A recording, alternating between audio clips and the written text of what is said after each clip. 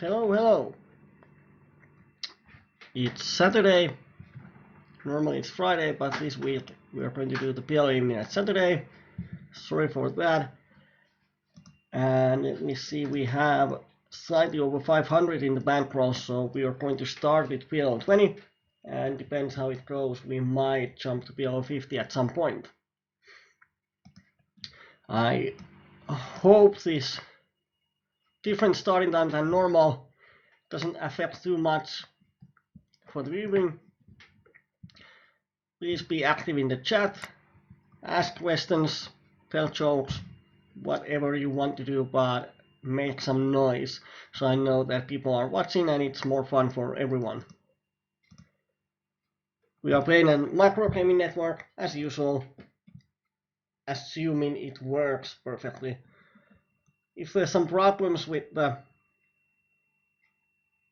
stream quality, now I don't know why it doesn't open the table. This is not looking good. Wow. It takes around a minute to open a table. I hope Microgaming works. If it doesn't work, then we change and switch to Poker Stars. But woo, we got one table. Normally, and as normal, we have a couple of minutes of delay for security reasons. So when you comment about the hands, please say the table number 1, 2 on the top, 3, 4 on the bottom, and what was my hand. So I'll try to remember the situation, and then we can find the hand from Poker Tracker or whatever we are going to use. We have PokerMania's chat working, we have Twitch chat working, we have pretty much everything working. If there's some problems with the stream quality, please let me know so we can at least try to do something. Now we need to make this bigger.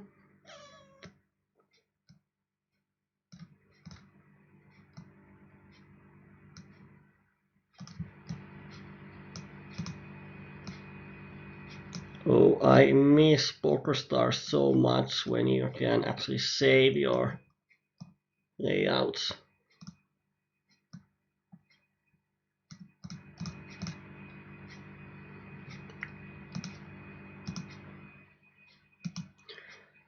And we need one more. I have my microphone. Let me put it in here. I hope the sound is still decentish. On table 1 we have So Afraid with 1000 BB stack, 10 buy-in stack, which is always nice. Something to aim for.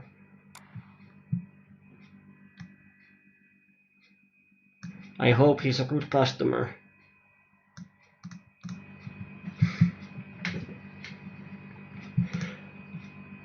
All right. Why can't I up, and down. Now we have a nice layout. So feel free to use PokerMania's chat or Twitch chat. We have Deja here in the chat too. So while we are waiting for something to happen, Deja can tell us how is her project Zero to Hero going on in the world of PLO. Table 3 we flopped the middle set on red trophy board. I think it's a spot where I want to donk against the pre-flop opener because I don't think he's c-betting his hands that doesn't hit the board really well. And now when Condor just calls, he has a lot of draws, he has a lot of sets, and not sure how to get the best value. If we want to play for stacks, I have to bet something, so I'm betting quite smallish. If he has queens or nines or two pairs, queen nine, he might raise us as a bluff, but if he has a draw, it's really hard to get any value from him. One option is to check the turn, hope he hits the river and then bet if flush completes or something. But if he has a queens or nines or some overpair with flush draw, then we can get better value by betting ourselves. Next hand, I decided to 3-bet this one down, and board is ace high, which often when we see bet, people are just going to fold a ton. So how is 0 to hero going on? We are going to have a stream with Dea this month. Probably not next week and maybe after that.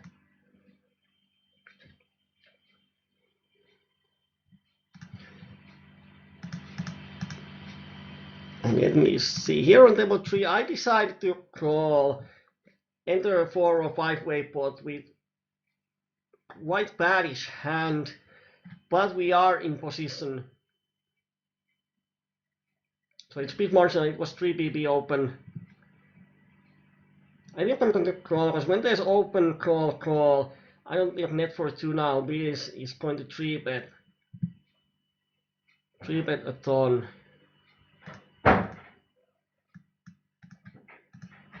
So when we reach the flop, of course we check on the turn, we pick up the open ender.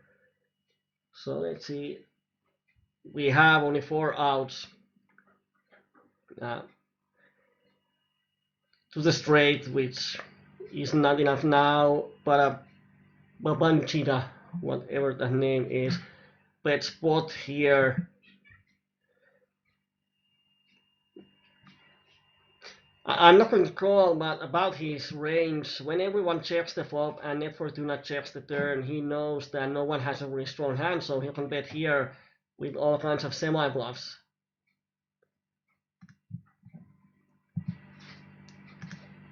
So probably, if we had any stronger hand, we would call or even raise.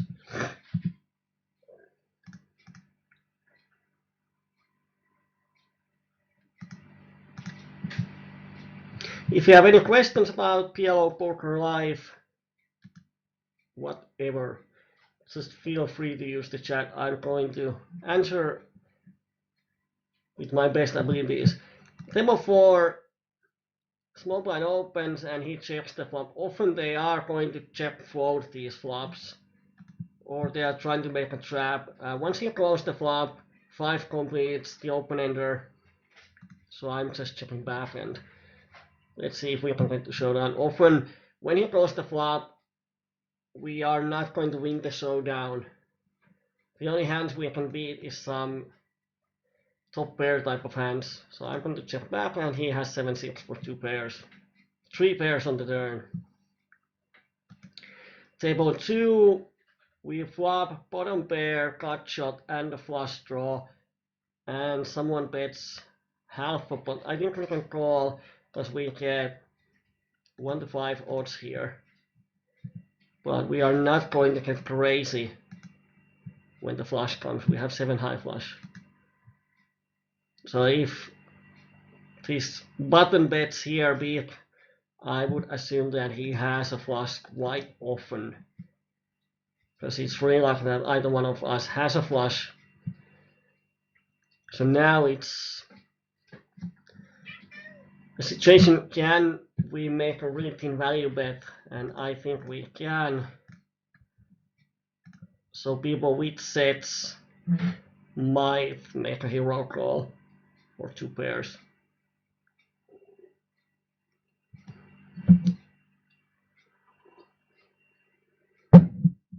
And if this VN raises us, it's an insta fold. And he has, wow, pocket kings. Well, we got the hero call from the set, but he called the flop with just the pocket kings.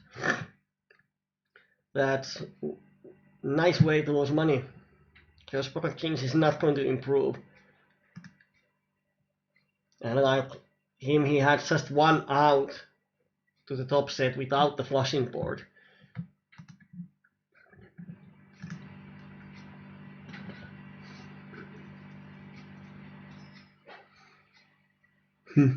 Why isn't the HUD working here.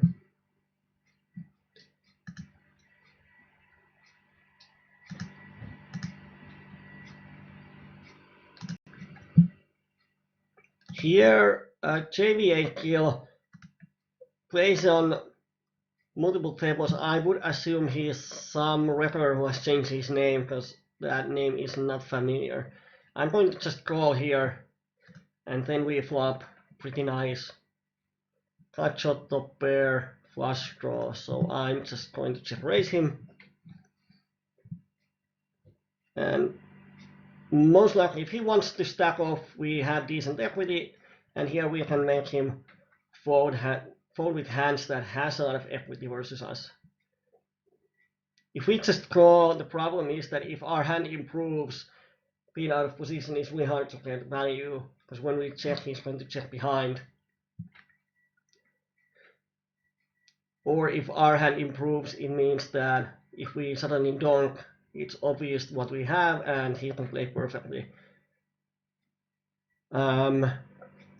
Here I'm going to I'm going to stack off with king high flush. But how to get maximum value? And I'm going to represent that I have a set. And I hope the board doesn't pair, because when the board pairs, it suddenly improves my hand a lot. So I'm going to just check and hope he bluffs here. No, he doesn't. So he has a small flush or a straight. Oh, he has just two pairs. But he turned it into a bluff on the turn, which is nice because then our plan worked perfectly. If we had bet the turn, he would have just folded. And then on the river, if we bet, he just folds check 9. But now when we check, he might think we have a set, which we are going to fold on the turn. And I think if he wants to bet the turn when the flush completes, he needs to bet the river. Because if we have a set, we are never folding it on the turn. So just betting the bluff and giving up on the river is a bad plan. No folding equity on the turn.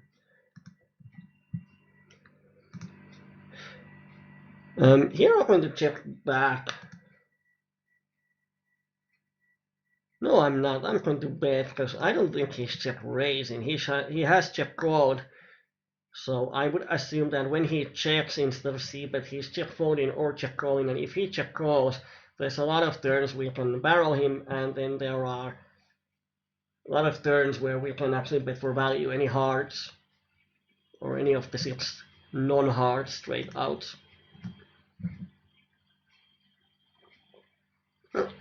So, nice start. 10 minutes in the stream for coaching, and we are up around 1 buy-in. Whee! I hope I don't jinx myself. So Dea is watching. Is there anyone else? I cannot see the statistics for watchers or viewers, but I hope there's someone else than Dea. Or if there isn't, this is private, public PLO evening. But if anyone is watching, please say hi on the Twitch chat or at the Poker chat. And as so many times before, if you have any topic in your mind about poker or about PLO that you would like to hear me talk about, please say so. I'm more than happy to talk about something or discuss about something. But as I have no idea who is watching and what do you want to hear, it's really hard to start just talking about something. So please give me a topic and I will keep my mouth running. JV18 is in every table, so definitely a rep. 24-16, 6 stats, quite solid for PLO20. He is not our target player.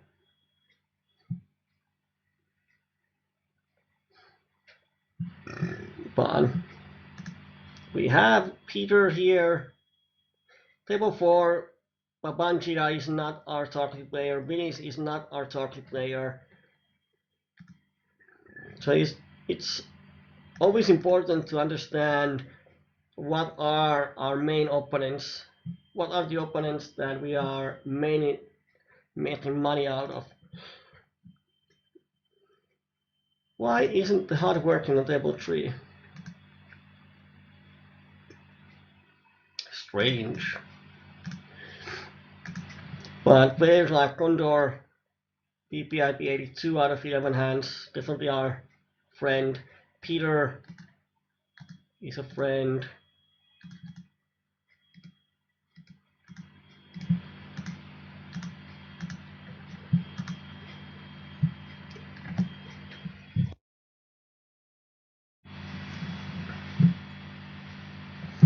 How many PLO20 tables we have here? Because I'm going to open a couple of more and see if I can get some. Yes, I can. There are tables without regulars. And table 1 we open kings from UT, not UTC middle position, and suddenly small blind donk bets. We have nothing, so I'm just giving up here. And same on table 2 on ace high board. With just the king, I'm not going to go crazy. Cute little what? Cute little puppy. Nice nickname.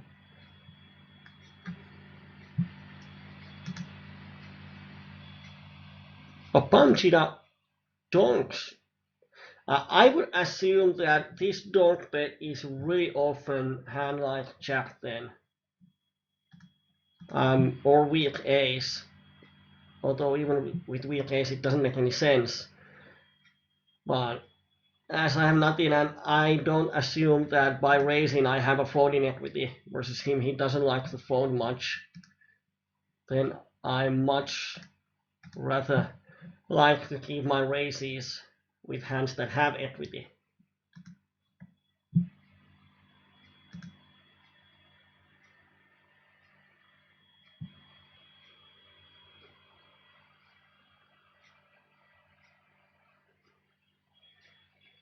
If cute little puppy is some kind of regular, I'm going to change the table 4.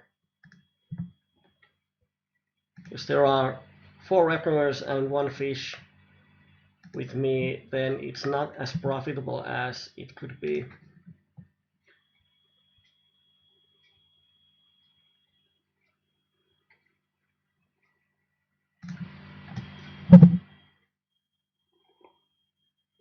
Table 2, let's enter a pot. We have a 3-card hand, but we have position and it's going to be multi-way pot. We have a lot of nut potential. So let's see the flop. And we don't quite hit it.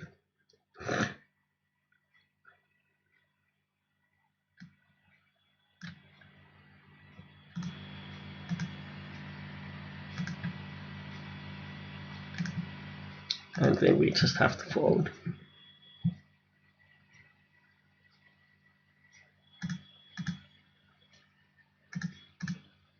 Here we have aces.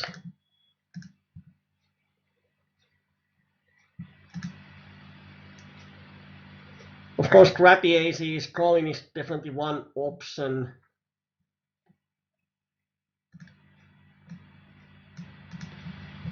But I decided to 3-bet. And this flop is really, really bad. So I'm just going to check fold. We have nothing.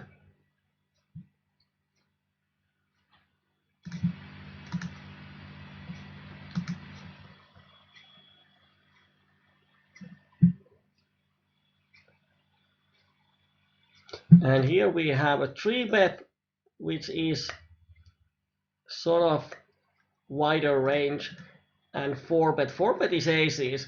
So if I was sure that button has aces, then we would have the best equity. and it would be really easy to call, but as his range is wider, I'm just going to fold. Oh, he has aces. And kings, well. We would have won the pot. But of course, we have to play against ranges, and against ranges, I think we have to fold.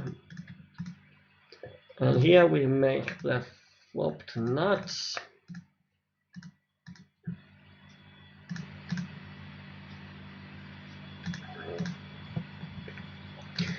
We can one call. Let's see what the turn is. Turn is a blank, which is nice. And now let's bet big.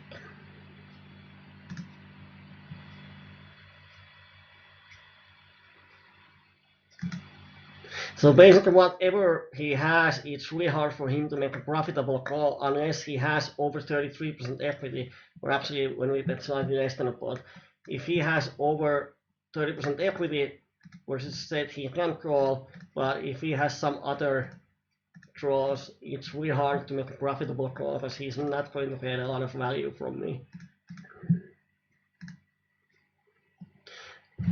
You can even bet pot here,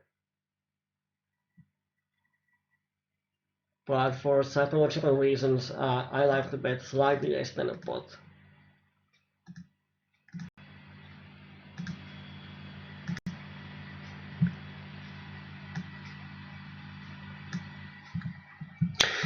So it looks like Dea is the only one watching, so, or not sure even if she's watching anymore.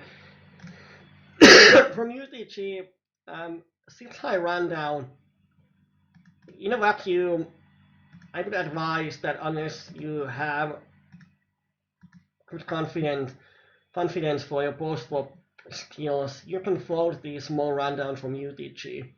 They are going to give a lot of hard situations, but on the other hand, versus some players, you can make a lot of value if you hit something.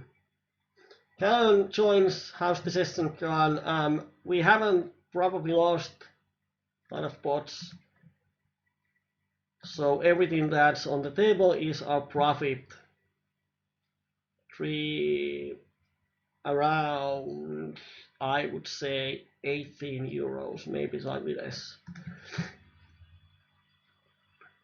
And for some reason, on the table 1, we opened from UTG and everyone folded. That is super rare in small stakes PLO. You don't see that often at normal tables. And pocket kings on table 4.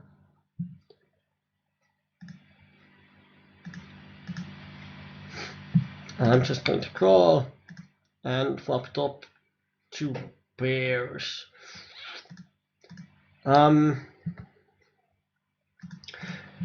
It's about, if we raise, we first have to see how many blank turns there are. And there aren't that many. Less than half of the deck, but we have a lot of folding equity, so I'm going to check raise here.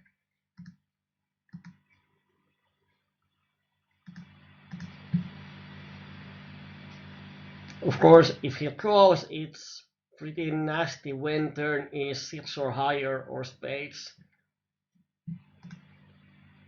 But we have a lot of folding equity here, and it's hard for him to call if he has just a flush draw or just an open ender. He needs some kind of combo draw to call. And if we just call, the same problem is on the turn, like 60% of the turns complete something, and we have to check call.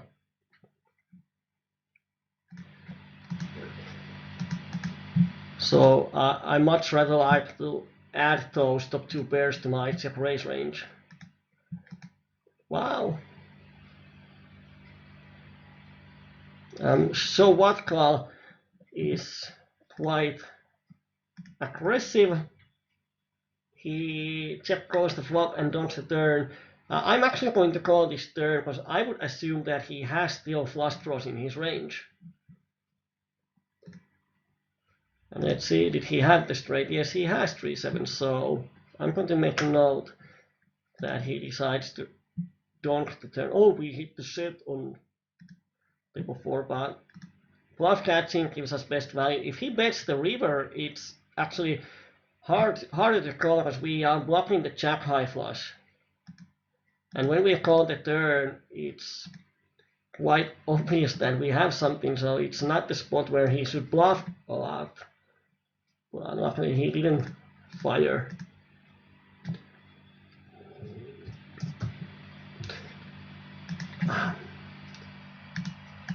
I hate making notes while playing because I think at somewhere there is a setting that when you type notes and you are playing, the active table doesn't take the focus away from the note typing window, whatever the name is. I'm not sure where it is.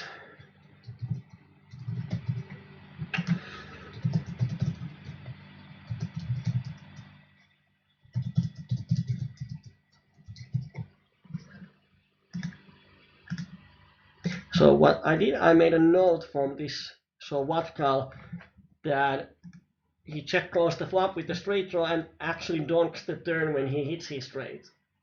Because for most players, when they decide to donk bet the turn, it's a semi bluff with the flush draw. And with straight, they are trying to check raise or something. I actually kind of like his donk because if he checks, I often check my made hands behind, and it's hard for him to get value for his straight. Let's see on the outside table if we can get the money in. We have overpair and a wrap versus aggressive player, and let's see what he has. And he has straight draw, and we are with 100% equity on the turn. He had the top pair and a smaller wrap, so we were actually 83% favorite, which is huge in PLO. We were dominating his straight draw a lot, so all of his 2 pair outs gives us a straight, so he didn't have much. Woo! Samsung is on the Twitch. Moro moro. Today we are having fun with English. Next week we are having fun in the Finnish PLO evening. You can probably hear that I'm having a little cold. I have had this since December, so it's nothing new. Samsung has won 2000 in PLO high-low tournament. Congratulations. Cute little puppy. When in doubt, just c-bet in heads-up pots. You can't go wrong with that. And I'm going to barrel the turn. And now on the river, now the question is, should we barrel or not? Because we can beat his straight draws, but his 2 pairs is going to beat us. I'm going to bluff the river. And he shoves, wow. Of course we're going to fold, I'm just going to think for a while. If he has 6-8, that is quite a bold move, or if he's bluffing, not sure.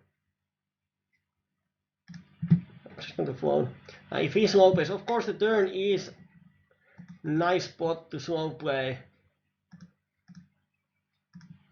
because it doesn't complete any, it doesn't open any flush draws. So I'm going to make a note out of that.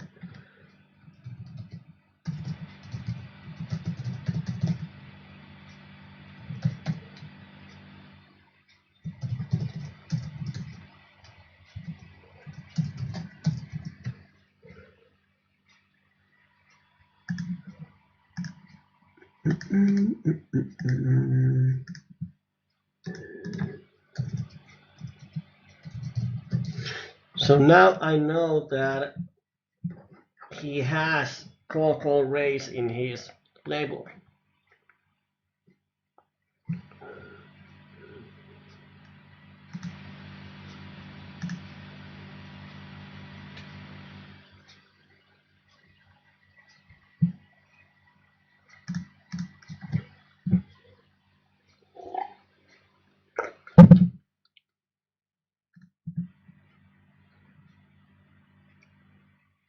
And he is kind of regular playing on a lot of tables, so probably going to change this table for there.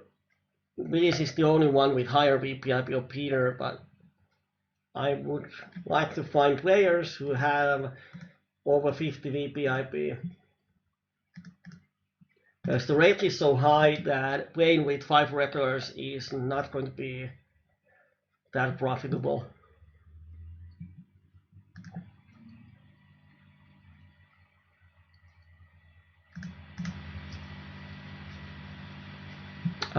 Bad bet size on table 3 should be €1. Half a pot on this board is kind of, it isn't ever a straight. Because if I have a straight, unless I have the flush draw, not flush draw, but with just a straight, I would always bet bigger.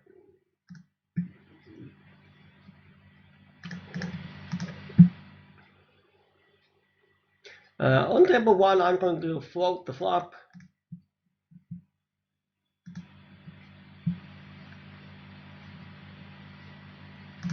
And then I'm just going to attack the turn. Let's see what he does. Harry Potter has played PLO20 before, and he just raises the turn. So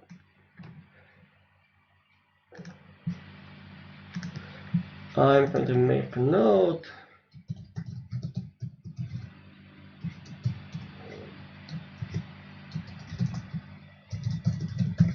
So it's always nice to know that he has a check raise, c-bet flop and check raise turn out of position in his range. So now I know it, so I can adjust.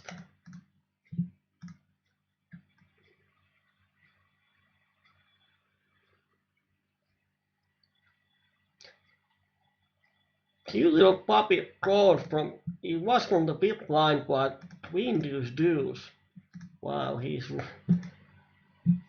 taking his big blind defense to extremes.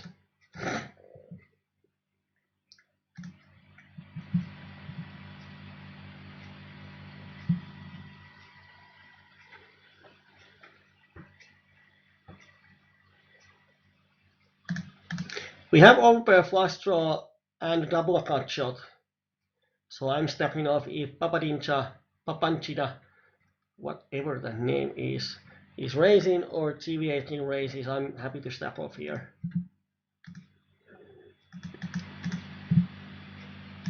And I'm going to change the tables. Let's pick up another one.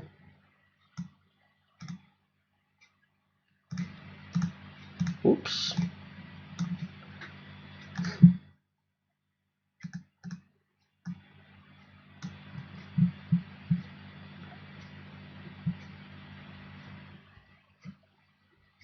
Today we are going to have a 1.5 hour session. We are going to end in around less than an hour.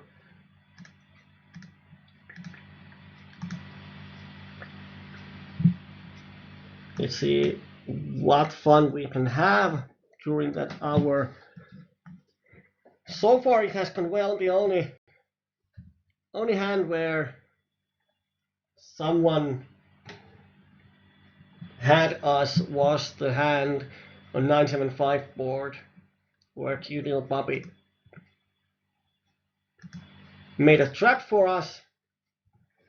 And if he actually had a straight, it's nice play. If he didn't have a straight, it's even nicer play.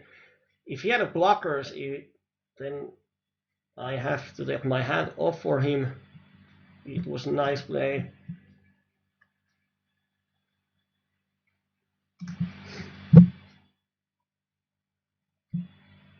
But most likely I would assume it was a straight, because with blockers I would think he would have been aggressive before that.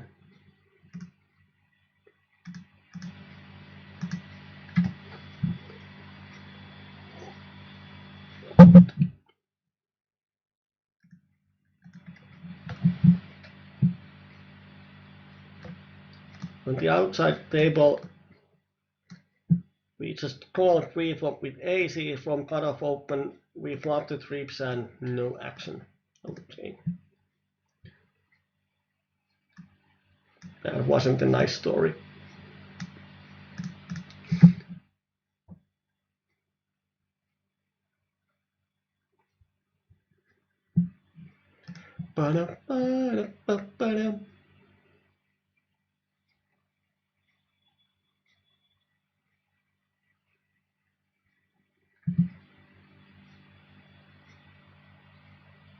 I'm going to leave behind here. Northern is definitely our friend.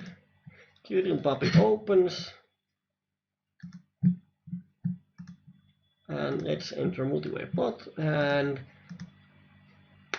this would be nice flop to raise as a bluff, because we have deuces. Oh, he bets big. Oh, and Harry Potter calls, so I'm away.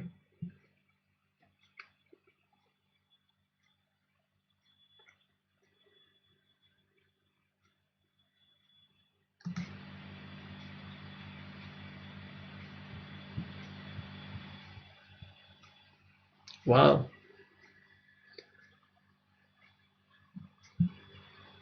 What in the earth? Harry Potter might have a flush draw or some weak overpair. Now he bets. Such a strange bet. I think this is a flush draw quite often.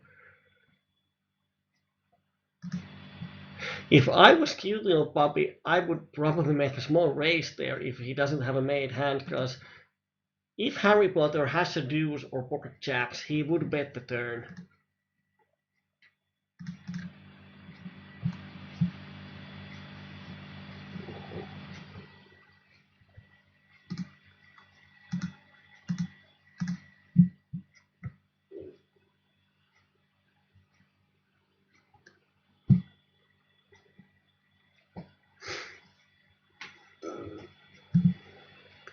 He's using quite a big bet sizing on paired boards.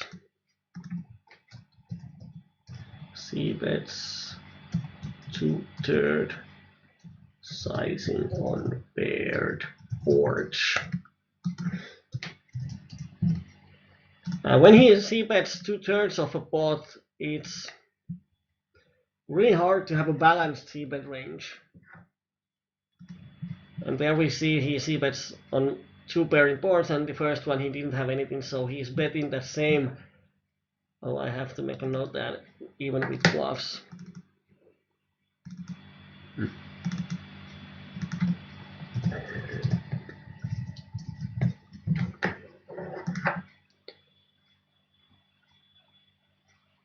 I'm going to call here and here.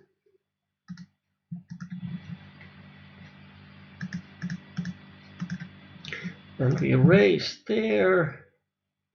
And we combo float here.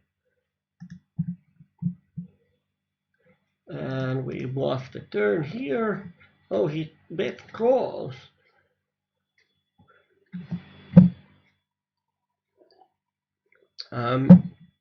When he calls, I'm sure he has something. And he's not folding that something, so I'm just giving up when he calls. I hope to see the showdown, so we can see what he check called with. And he had a set, yes, makes sense.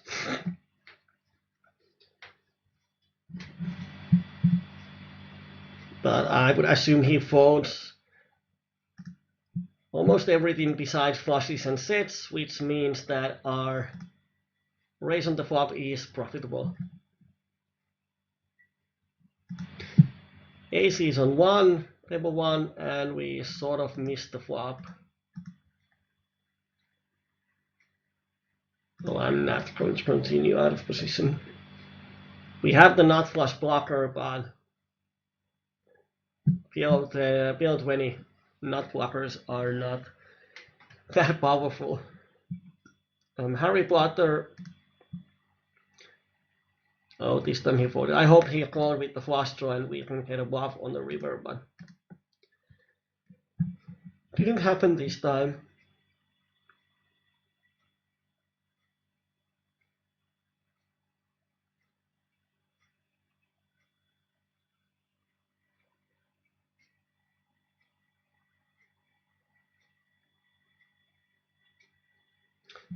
Funny bet here on the river.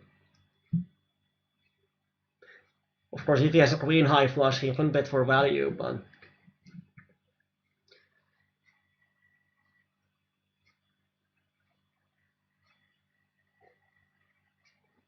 I have no idea what Peter had when he called the flop. Or put money in on the flop when he didn't have anything.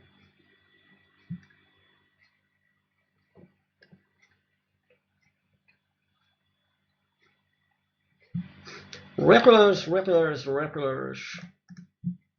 Papanchida is on a lot of tables. Harry Potter, although he's a bad player. Then we have cute little puppy. Quite nasty player. When he calls flop, calls turn, and raises river, he's definitely thinking a lot more than most of the regulars. He's not ABC regular because that line is not ABC PLO at micros. So he's definitely more than ABC.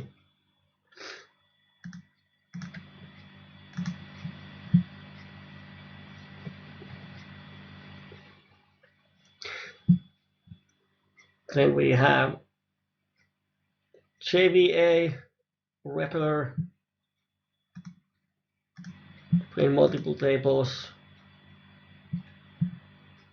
So it's a bit like Poker Stars. You have 5 or 6 tables open, and in each of those, 4 out of 5 opponents are the same, which kind of sucks. Because let's say against cute little puppy, even if we have an edge over him,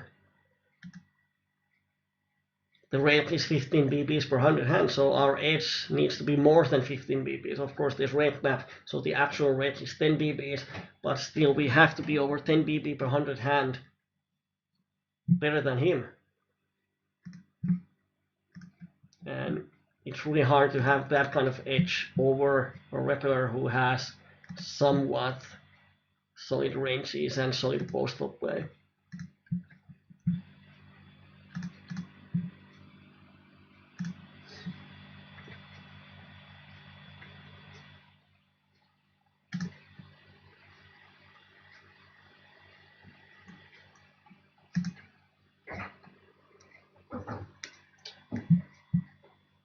On the outside table, we flopped the set on the turn on King 10 Jack board. Opponent happened to have a Queen 9, which is a cut shot to those 2 outs that actually gives us a set. We bet he calls and river goes chip. Bit unlucky.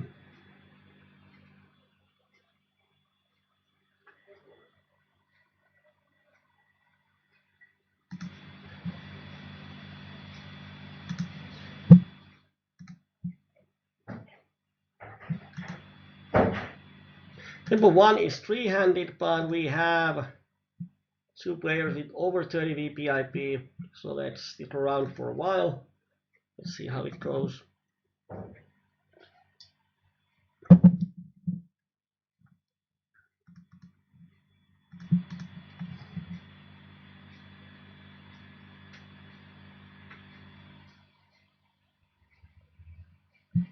And we flop the trips.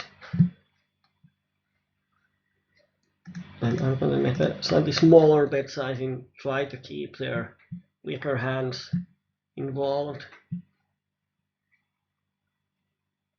maybe make a bluff. Then we turn the nuts. 280 is nice.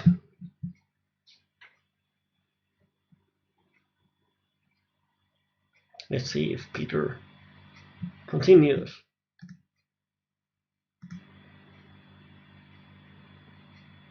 Oh, he doesn't. Nice, we flop 2 pairs, pot shot, and a king high flush draw. And he check folds.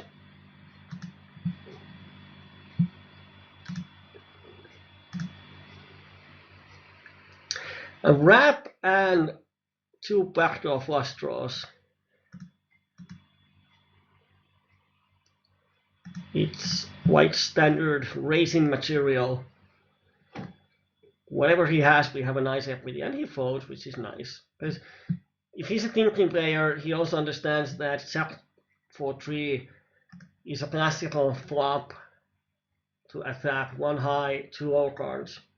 So he might actually overplay his medium strength made hands, or even shove some ace jack type of hands.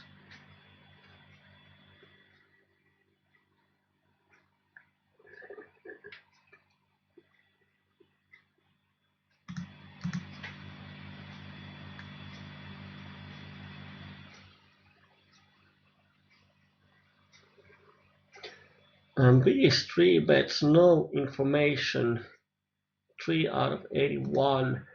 Problem in calling is that we have a crappy kings and we cannot set mine. So it's a spot where folding is the best play.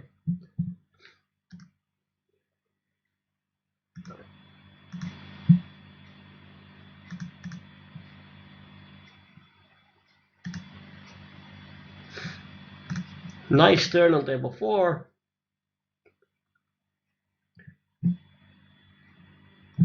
Now let's make a small raise. Our line doesn't make sense unless we have pocket tens, so he might continue here. And the flush completes, which is good news. If he has a high flush, he's not folding it. And he don't, so well, we have to call. And he had an ace high flush. I don't understand why he bets the river. Well, thank you.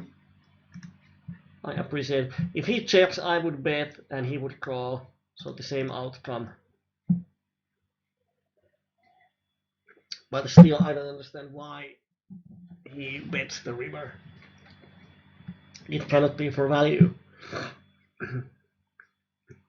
Unless he or she thinks that I semi-bluff the turn with the flush draw, but then he should have raised the turn. So the turn and river doesn't make sense together. Which is a quite common problem for a lot of micros player. They don't think the post flop as a complete 3-street game. They play 1 street at a time. On the turn, they focus on the turn decisions, and then on the river, they focus on the river decisions. They don't think about ranges and how the turn and river or flop and turn or flop turn and river complete each other's. It's like being a chess player who thinks only about the next move and doesn't think about the future moves or the previous moves.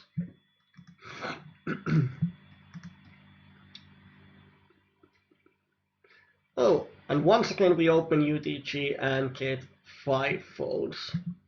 That is a sign of a bad table. And table 3 is not that good. Wow. What the hell is going on? At some, well, maybe it's Saturday, but I would assume that Saturday 7 p.m. would be a quite perfect time for all the fishes to play before they go out or see their friends or something. And now there's only regulars.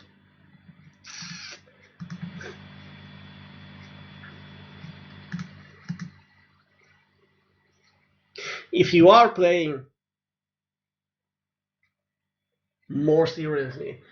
Like you're playing almost every day and you are making money or trying to make money out of poker, being professional or semi-professional.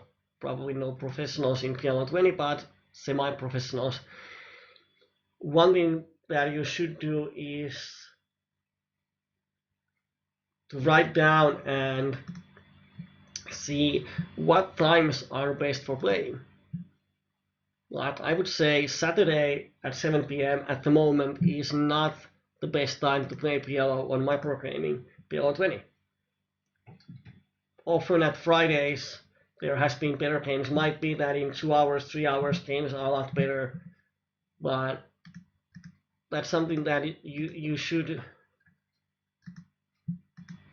try to figure out. Or maybe mornings are better ones, less tables but more fish. PLO we have top pair, we have flush draw, we have open ender, and he raises, and he can 2 out of, oh, he's so tight.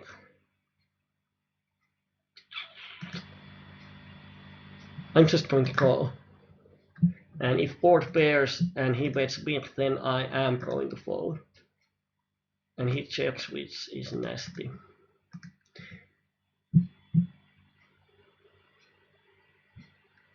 Oh, I'm just giving up. Because I don't think he's raising a lot with draws.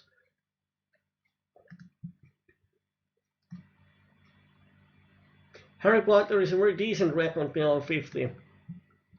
I've seen him and in PLO10 at sometimes. Or then it was at PLO50 where I saw him.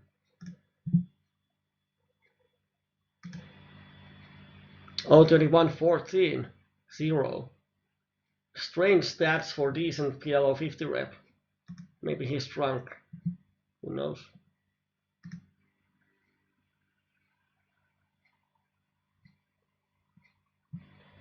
I'm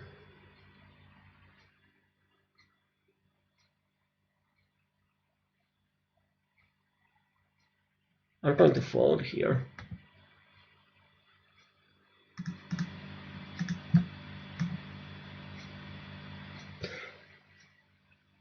Yeah, I marked Harry Potter because at the time his pre-flop stats were quite different. It was something like 40 and 10. So I have marked him with a green, and even these stats, he is still a green one until I know better. And of course, if his stats turn out to be more decent, then I am going to change. Oh, you can see maybe it is a Tetris loss himself, who knows. But I often make a quick note, even with 10 hands, if someone is 80 and 0, it's more likely that his actual stats are 80 and 0 than they are 20 and 15. But then when you have bigger sample size, it's important that you change your notes. So you always monitor your notes, are they correct ones? Sometimes someone is really tight after 50 hands, I mark him as a tight one, and then after 200 hands it evens out, and he is a normal regular. But 33-14-0 is a green one in my books.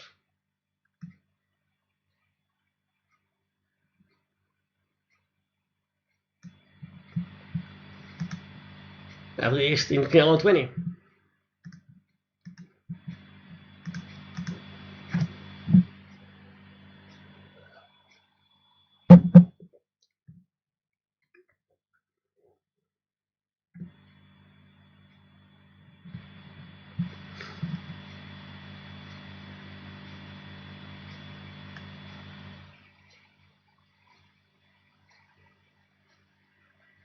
And this is something that is interesting to see. His overall pre-flop raise is 13, which would seem to be a bit tight. But then when you look at his positional stats, they're 14, 13, 22, 60, 33. Those are quite normal. So that's why I like to have this bottom line where you have positional raise first in stats.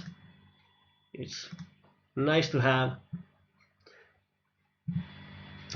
along with the preflop raise.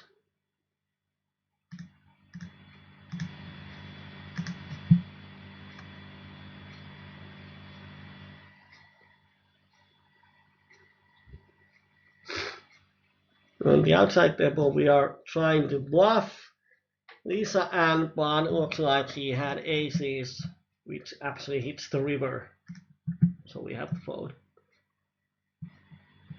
Bummer.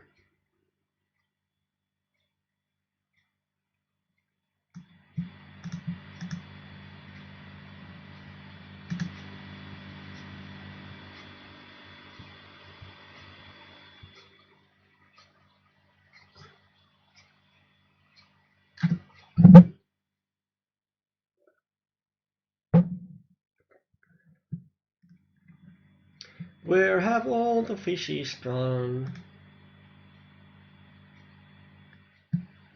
The only huge fish at the tables at the moment is PLO20 43 and 5.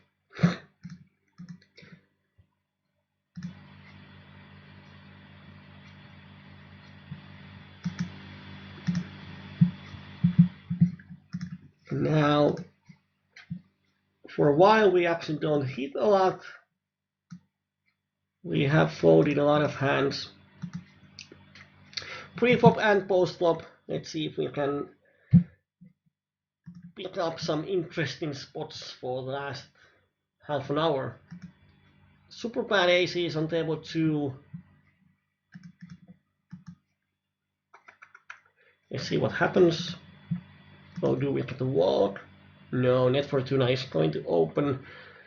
No reason to 3-bet this hand. Let's just call the flop and let's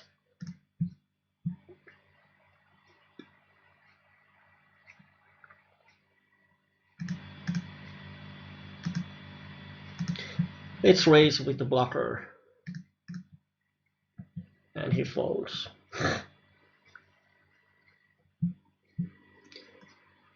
Combo draw on table 3.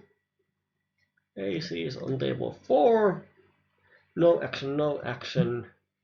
Let's see if we can get action.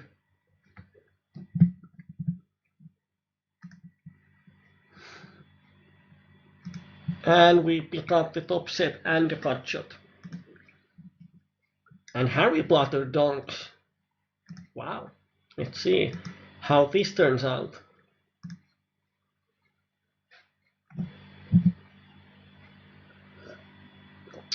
Strange donk bet.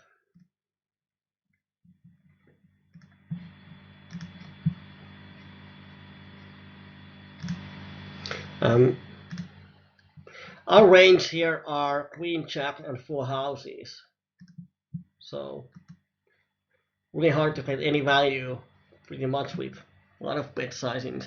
I'm not sure if Harry Potter had a blockers for that bet. Not sure.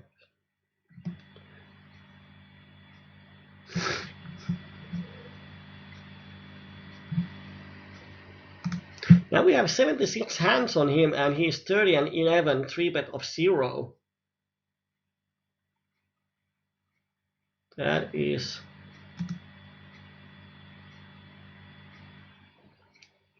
strange pre-flop stats for PLO20 decent regular. Twitch chat isn't refreshing the stream. Oh, it's not. So we are. Let's see.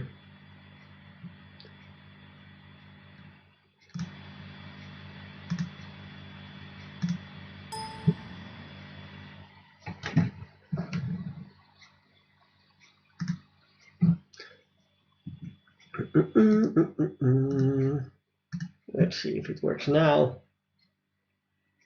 Yes, say something on the chat. Let's see if it works.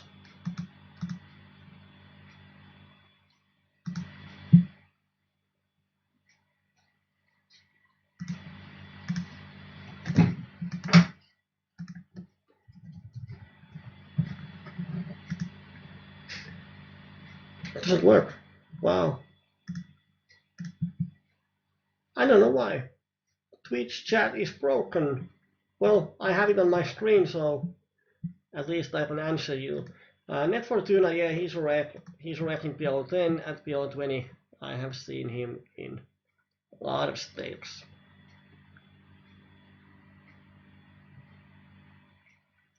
I would include my nut flushes on my raising range versus regulars. Out of position. In position, I would just call, but out of position, I would check raise. Because by check calling the flop, it's really hard to get value because most people stab once, and then if they have a small flush, they pot control and check back the turn, or if they have a set, they check the turn. So it's really hard to get value for the nut flush out of position by check calling the flop, unless you have information that the opponent is aggressive one. So I would check raise. Not the pot size raise, smaller raise, also with the nut flush. Because that's the only way to stack people off if they have a smaller flush. So yes, I would. In position, I would call. Because then when they check the turn and you bet, it looks more bluffy. So you can get value from a lot wider range.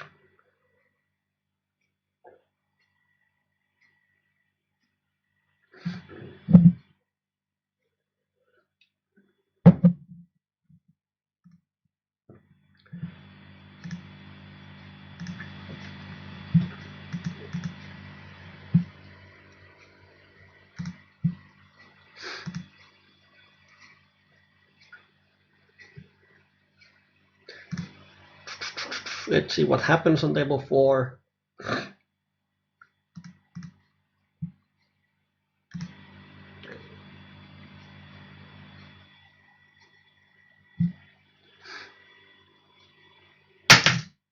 Oh, nice turn. Now we have the nuts. If we donk the turn, it's really hard to get value. Against overpairs, we are going to get one street of value. And the king on the river is actually not that good of a card. But the only way to get value is to bet here and hope he has an 8 or an aces or. And he called. Did he have an 8? No, he had. What? What?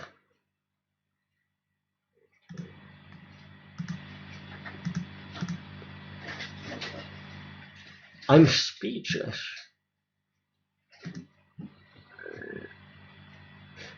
Ready state go, Finnish player, not sure what happened there, because he c-bets the flop, yeah, I get that with pair of sixes. But then he calls my river bet, that is quite heroic bluff catch. Wow. Wow. I would assume that he is drunk. That's the only way it makes sense. Here on table 1, I'm going to bluff catch Lisas. He's a bit aggressive. Everyone checks the flop. It's a good spot for him to bluff. It's a pot size bet, but I am going to call. And if he barrels the river, then I'm happy to fold.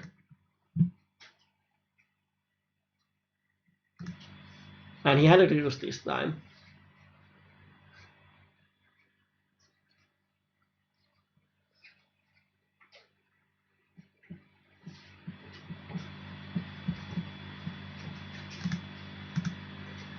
Table 4, we hit the open-ender.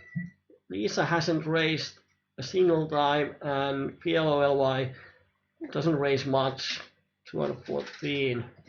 So I'm going to bet here. Oh, he donks.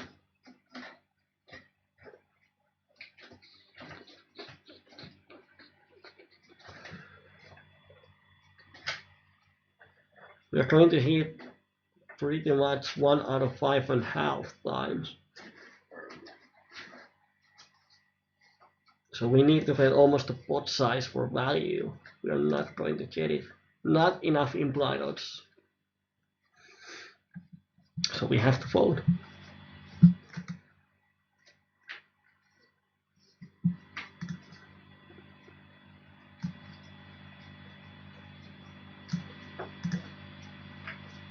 For some reason Twitch chat is not working on the stream. I don't know why.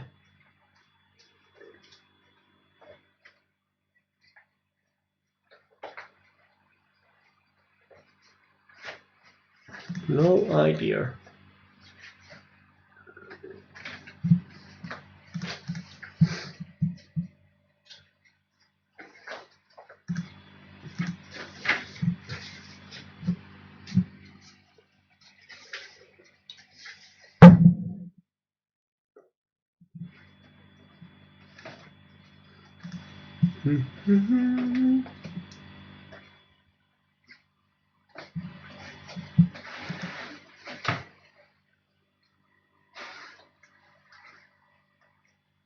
Now Harry Potter is 26 and 9.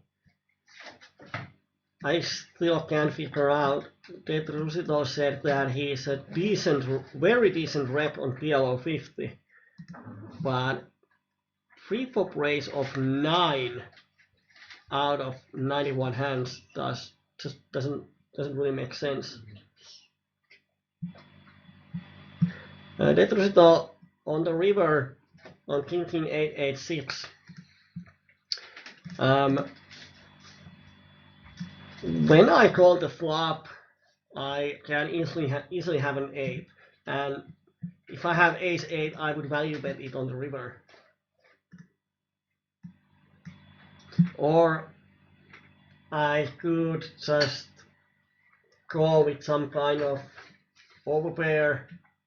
Of course, I wouldn't bluff any jacks or queens on the river. So yeah, basically I often have a king or an 8, or I don't have. But then to call the river bet with just the 6 is, I would say it's quite brave. Oops. No call 3-bet there. Not sure how much he knows about me, but what if I semi-bluff with some kind of pocket 9s, jack 10 9 with the flush draw? It doesn't make sense to bluff, but I might if I was a bad player.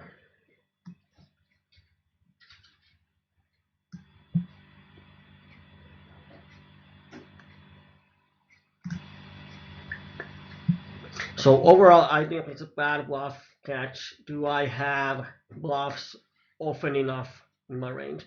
I think Cooter here, when he doesn't see bet the flop, he probably has something. So I'm not attacking this one. It's quite suspicious check.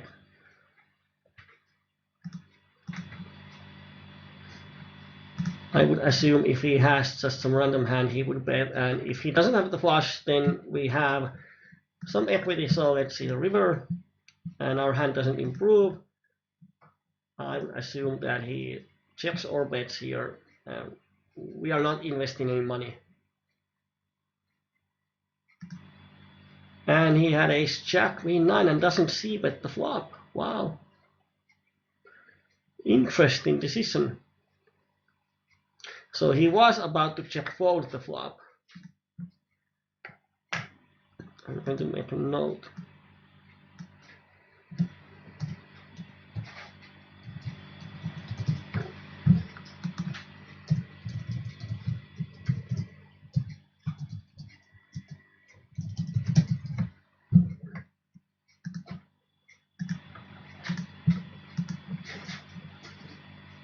We have a note on Kure, Finnish player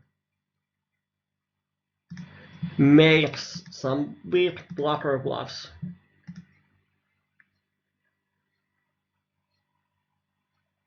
And by big, I mean that he is ready to barrel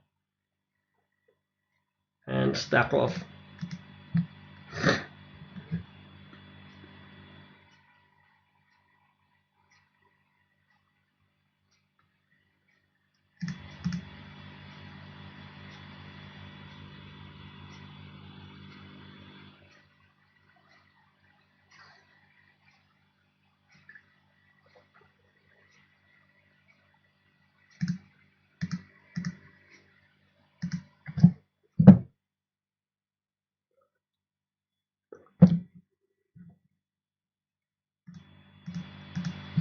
On table 4, I see bet the flop, but when they both call, then we don't continue anymore.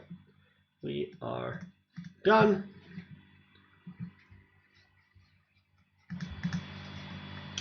And table 3 is heads up with net Fortuna, not going to play there.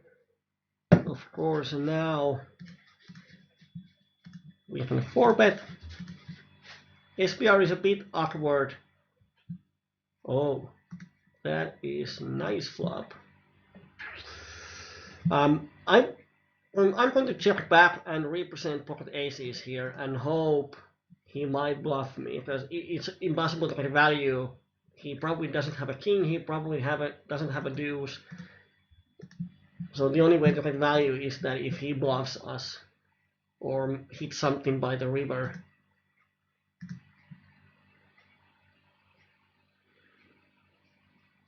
So that's always a problem when you hit everything on the flop. There isn't anything for the opponents to hit.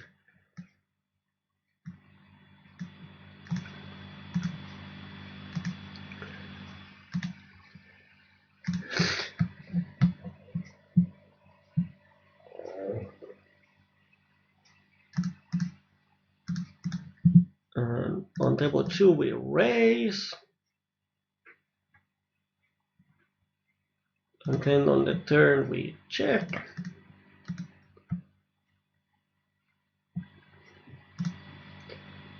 And on the river, if he bets, then it's, oh, he had a set of 4s. Too bad the board isn't there. On the river, if he bets, then it is a bit more trickier. Then it depends on his timing and bet sizing. But it's going to be because we have the third nuts there.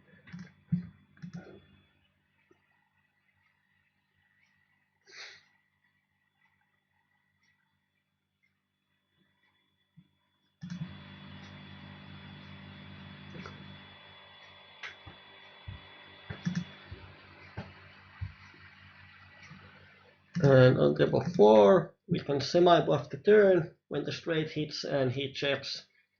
If he check raises up here, I'm going to make a note, because every time when people do c-bet and then on the turn they approve bluff, if he has 9-10 and he plans to check raise, now when I know it, I'm not going to semi-bluff with any flush draws or so. I'm just taking the free river card, which then kind of makes it harder for him to get value.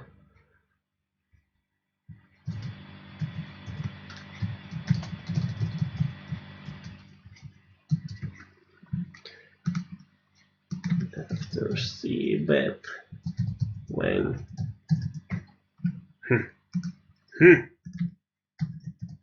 turn completes a straight on flush draw board flop.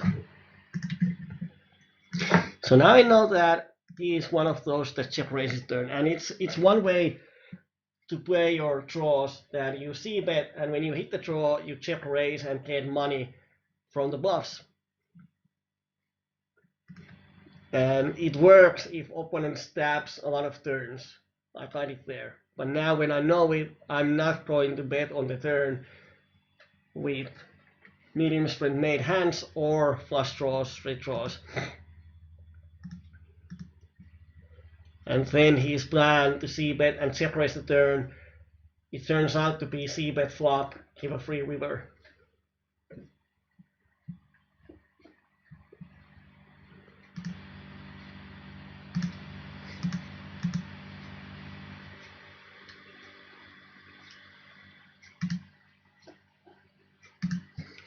We don't hit anything, but we win with the pair of 5s.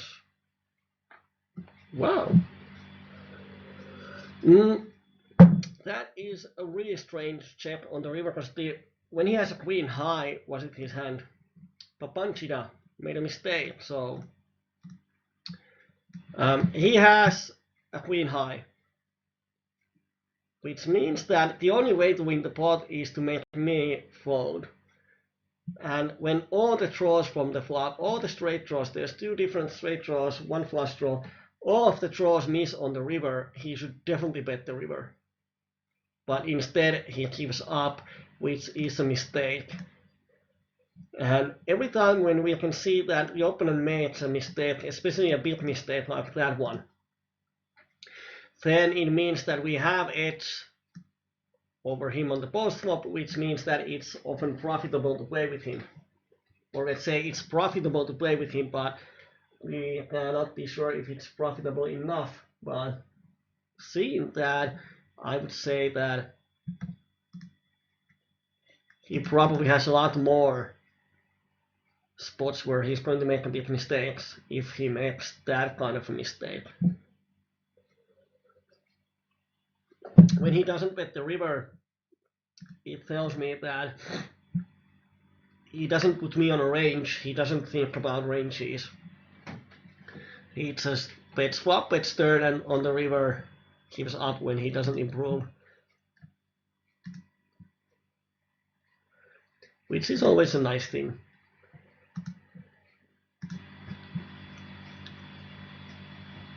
Now Harry Potter 2311-2, now it starts to become a bit more solid.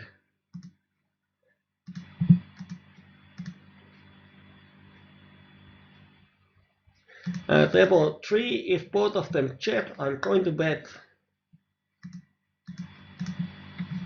Because if they had a flush, I would assume they bet. And if river is non-pairing, I'm going to bet the river.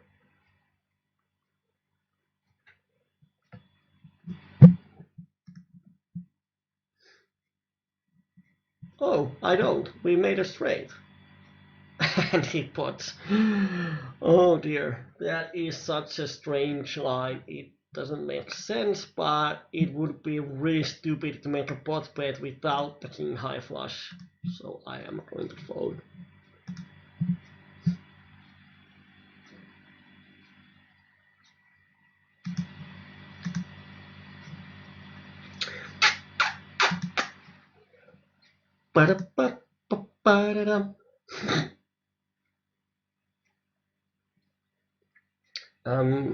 Clock is 7:30,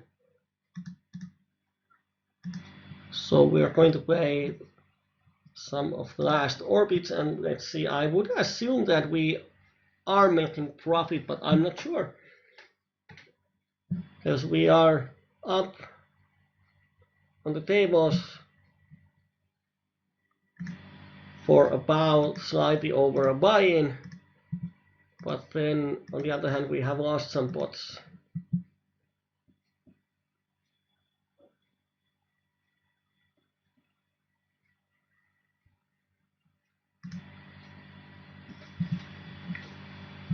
Opponent bet 20 cents.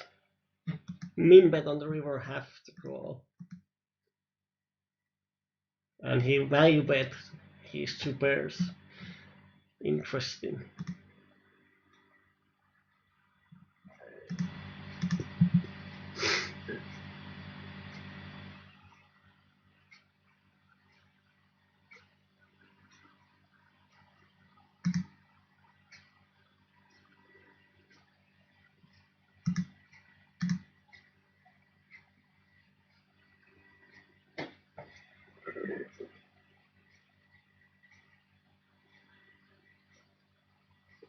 Harry Potter calls.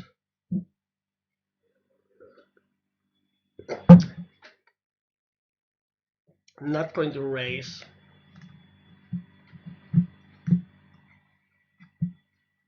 I think his calling range, he has actually should have a lot of threes, even pocket sevens. Maybe some overpairs that he's just bluff catching.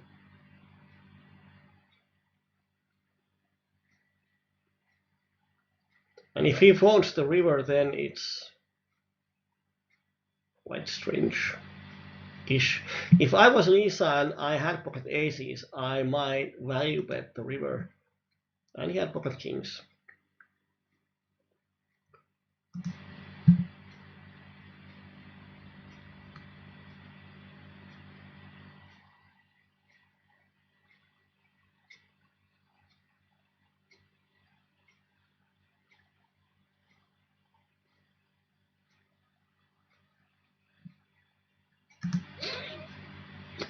We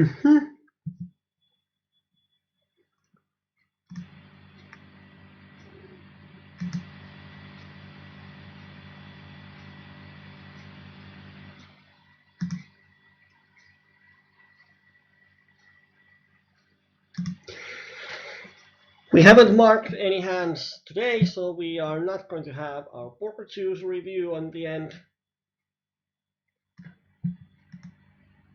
My bad, unless we can figure out a spot here.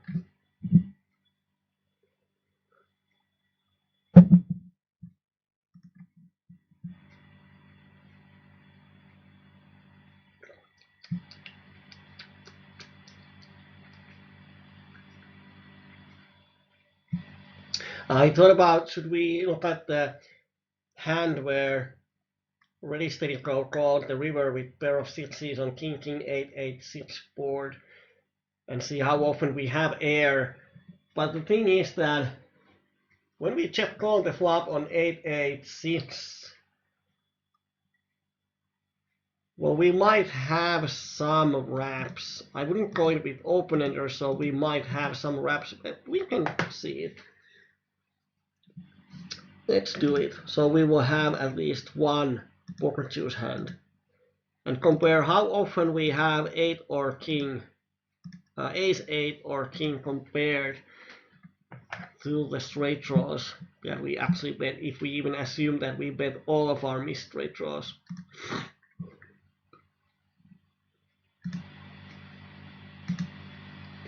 So we are going to use poker choose to see what has to be true in order for him to make a profitable bluff catch with the pair of six.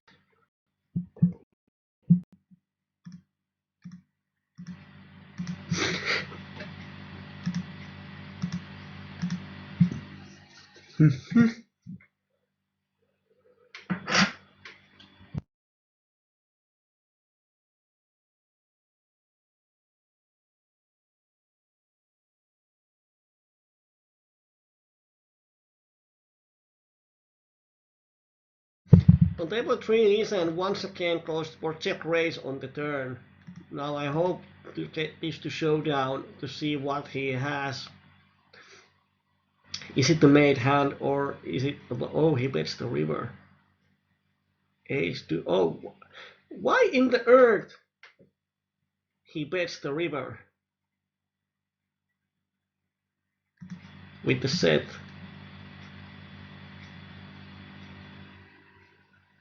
Oh, the opponent had just, and the opponent has just ace 10 and even calls, so I don't understand. He check raises the turn with the set, makes sense, but when opponent calls and river is a 10, he then value bets his bottom set versus two pairs, which is really strange. But it worked. He actually got a lot of value. Of course, the opponent probably didn't have much behind. Didn't see the stack sizes, but even then, I would have check called. He give the opponent the opportunity to bluff, because if he has ace jack or better, he probably shoves the turn anyway, so he has a lot of draws. So he either has a straight or air.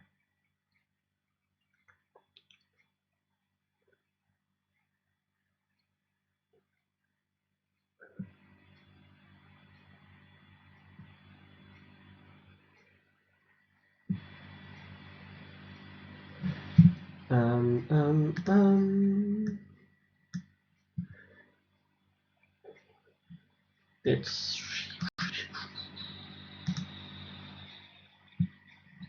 did we make a profit or non-profit?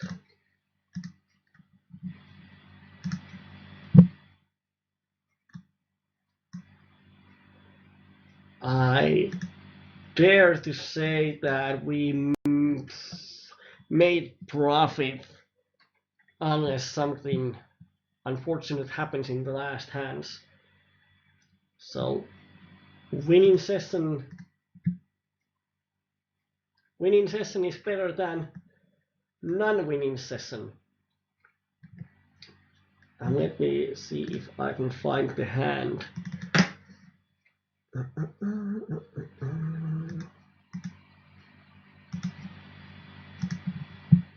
Now this is away, so we are going to open up the poker shoes.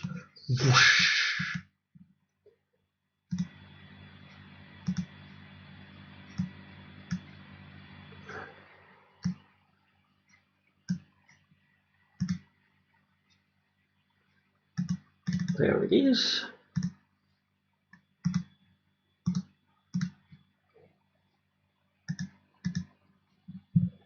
And here we have the hand, and let's open it in replayer so we can see the stats for the opponent.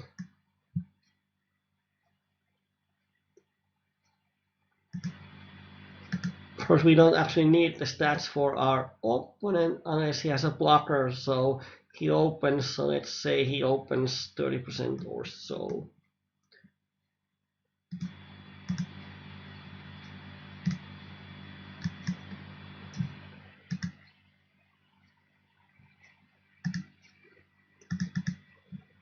Okay. And let's use range.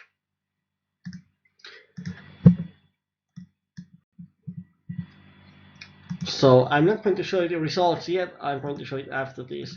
When we draw here, our range is probably, let's say we defend with around 25% range, but we would 3-bet 6% here. And then comes the flop.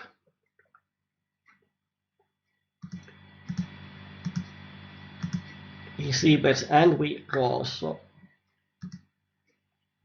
okay. Not sure what that means. Our computer is under some heavy pressure. When we call the flop, our range is 8+. Our range is probably ace high flush draw. Our range is 9+, with the flush draw, so any overpair and flush draw. And our, well, maybe not pocket nines, let's say from chaps with the flush draw, and then it's 4-5-7+. And then it's 7-9 with the flush draw, and 5-7 with the flush draw. So these are the hands that I might peel the flop, and we can assume that I wouldn't raise anything. I call with my whole range here. Because if I had air, I would raise. Probably often if I have some combo draw, I might raise, but let's assume that it's in my calling range. And then on the turn, I would check my whole range, and he checks. And now on the river, I bet. So now we want to know how often I have 8+ compared to the hands that I have something else. Let's say if I had overpair from 9-9, I would not bet it. So now we want to know that C is then everything else. So now we want to know what is the distribution between trips or full houses versus air, which is pocket sevens or lower. And I don't know if my computer can survive this calculation. Well, meanwhile, I can show you the results.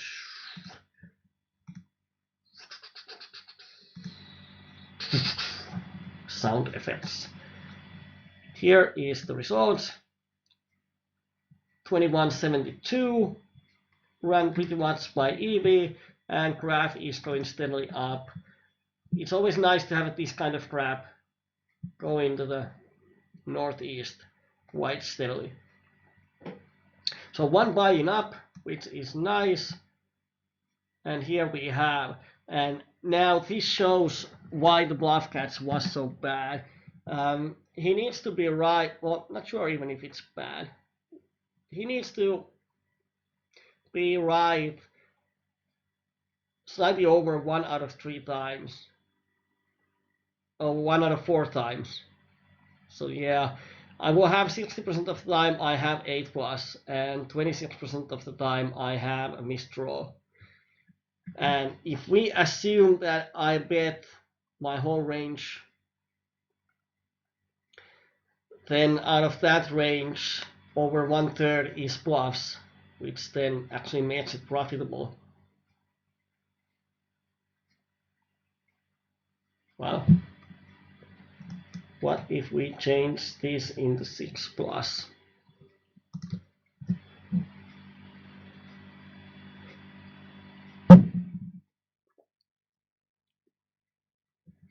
So now my bluffing range doesn't have, well, it doesn't change much.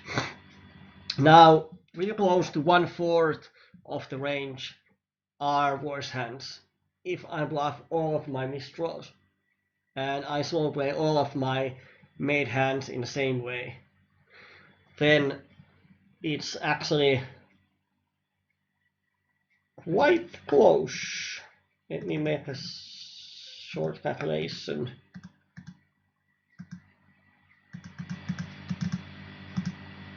$78. So 26% of my range is worse hands. If it's once again, if I bet all of my misdraws and pocket fives and lower if I happen to have them, and my flop calling range is this wide, then 26% of my river bets are worse hands, and his equity pot odds is 26. It's actually, if these numbers are right, my portion of the range that I'm bluffing with the worst hand is 26.35, and his odds is 26.36. So if I 100% of the time bet my misdraws, then this call is break even. With the rate, it's minus EV call. And now if my flop calling range becomes 8 plus, then overpairs from, let's say, Jack plus, and I would say that Kings plus and Jack plus with flush draw. And then some wraps. Not sure if I would raise wraps, but let's add some wraps to there. And that ace high flush draw.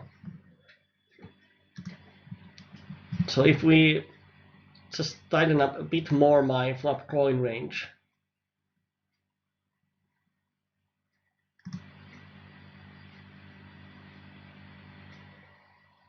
not sure if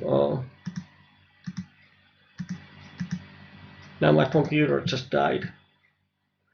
Oh, bummer.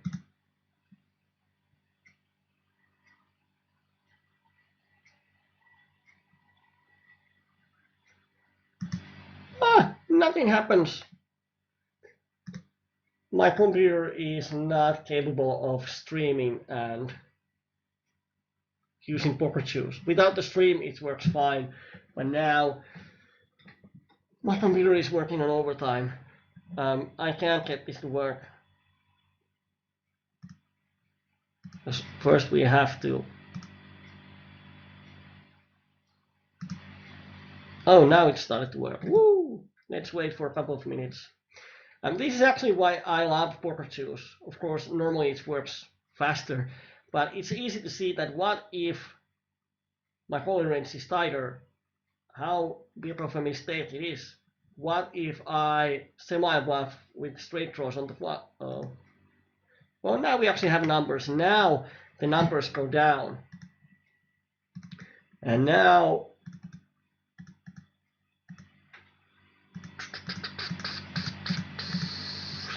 72. I'm just going to make a small calculation. Now when our flop range tightens a bit, now 24% of my river bets are bluffs if I bluff all of my misdraws, which means now it becomes minus EV. And I would say that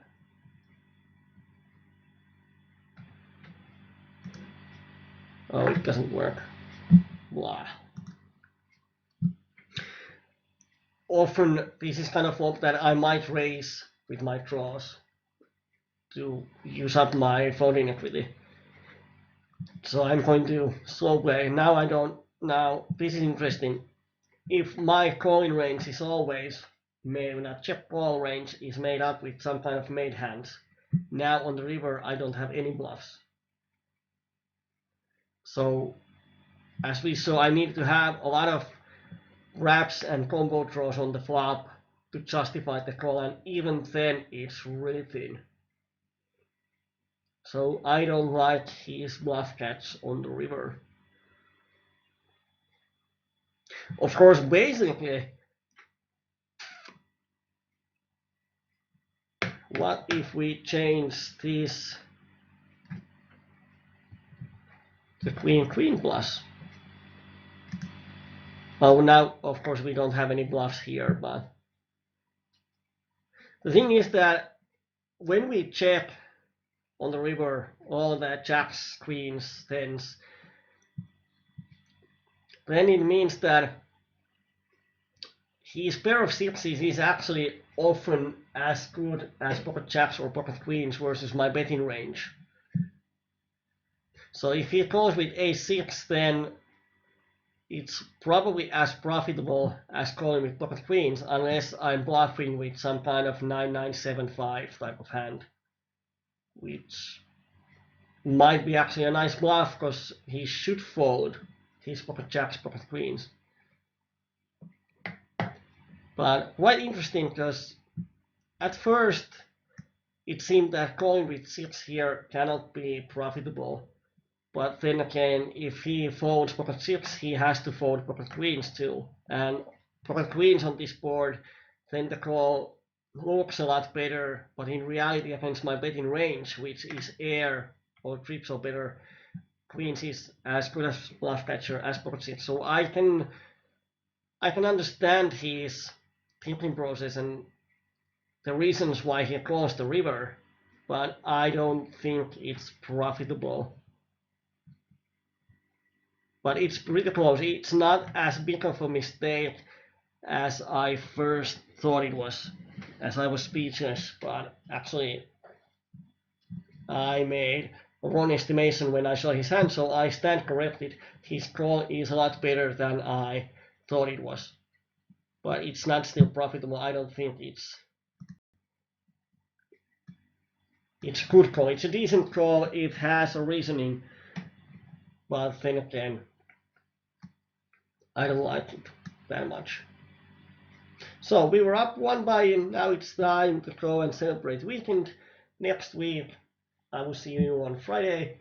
And remember, in about a month and a week, we are going to have Pokermania's meeting. If anyone is coming from the other countries, Sweden, Eastern countries, Southern Europe, it's quite near Helsinki. So if you come by flying or by ship, we can most likely offer you a ride to the meeting place and back to the airport or harbor. So even if you plan of coming from the other countries, please do so. It would be awesome. We can give you food and drinks for free if you come. Hope to see all the Finnish members on the meeting. We are going to have such a fun time. But now let's go and have fun on Saturday. Thank you for watching. This was Pokermania's PLO evening. My name was Kyyberi, and now it's bye bye. Let's watch the cat video.